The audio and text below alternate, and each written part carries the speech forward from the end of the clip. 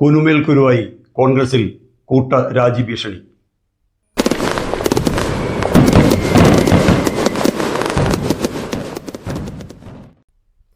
കേരളത്തിന്റെ അടുത്ത മുഖ്യമന്ത്രി ആരെന്ന ചോദ്യത്തിന് ഉത്തരം അനിശ്ചിതമായി തുടരുമ്പോഴും കേരളത്തിൽ അങ്ങോളം ഇങ്ങോളം വി.ഡി. സതീശന് വേണ്ടിയുള്ള മുറവിളികൾ ഉയരുകയാണ്.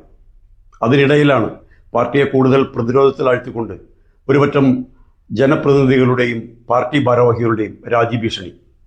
വി.ഡി. സതീശനല്ലാതെ മറ്റൊരാൾ കേരളത്തിന്റെ മുഖ്യമന്ത്രിയായി വന്നാൽ അതിനെ അംഗീകരിക്കില്ല എന്ന് പറഞ്ഞുകൊണ്ട് KPCC ഭാരവാഹികൾ മുതൽ താഴെ മണ്ഡലം ഭാരവാഹികൾ വരെയുള്ള ഒരുപറ്റം പ്രവർത്തകർ അല്ലെങ്കിൽ പാർട്ടി ഭാരവാഹികൾ രാജിഭീഷണി മുഴക്കിയിരിക്കുകയാണ്. അതോടൊപ്പം തന്നെയാണ് ജില്ലാ പഞ്ചായത്ത്, ബ്ലോക്ക് പഞ്ചായത്ത്, ഗ്രാമപഞ്ചായത്ത് എന്നിവയിലേക്ക് തിരഞ്ഞെടുക്കപ്പെട്ട ജനപ്രതിനിധികളുടെയും രാജിഭീഷണി.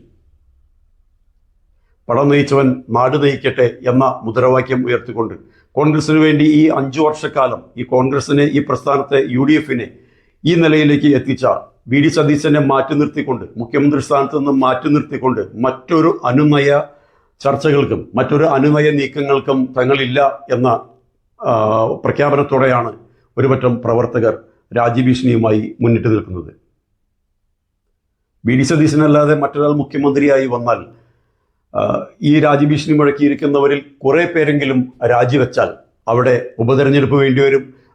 ആ ഉപതെരഞ്ഞെടുപ്പിൽ കോൺഗ്രസിന് എത്രത്തോളം വിജയം നേടാൻ കഴിയും എന്നതും ഒരു വലിയ പ്രതിസന്ധിയിലേക്കാണ്, ഒരു വലിയ ചർച്ചയിലേക്കാണ് പാർട്ടിയെ കൊണ്ടുപോകുന്നത്.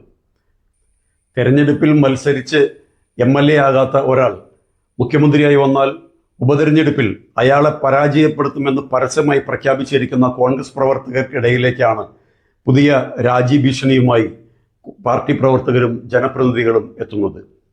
അറിയാം, നിയമസഭാ തെരഞ്ഞെടുപ്പിന് മുൻപ് നടന്ന തദ്ദേശ സ്വയംഭരണ സ്ഥാപനങ്ങളിലേക്കുള്ള തെരഞ്ഞെടുപ്പിൽ കേരളത്തെ തൂത്തുവാരിക്കൊണ്ടാണ് കോൺഗ്രസും UDF-ഉം വിജയം കൈവരിച്ചത്. ഇനി ഈ രാജിഭീഷണി മുഴക്കിയിരിക്കുന്ന ജനപ്രതിനിധികൾ കുറെ പേരെങ്കിലും രാജിവെച്ചാൽ അവിടെ നടക്കാൻ പോകുന്ന ഉപതെരഞ്ഞെടുപ്പുകളിൽ നേരത്തെ പറഞ്ഞ ആ തൂത്തുവാരയ വിജയം തുടർന്ന് കൈവരിക്കാൻ UDF-നോ കോൺഗ്രസിനോ കഴിയുമോ എന്നത് നാം കാത്തിരുന്ന് കാണേണ്ടിയിരിക്കുന്നു.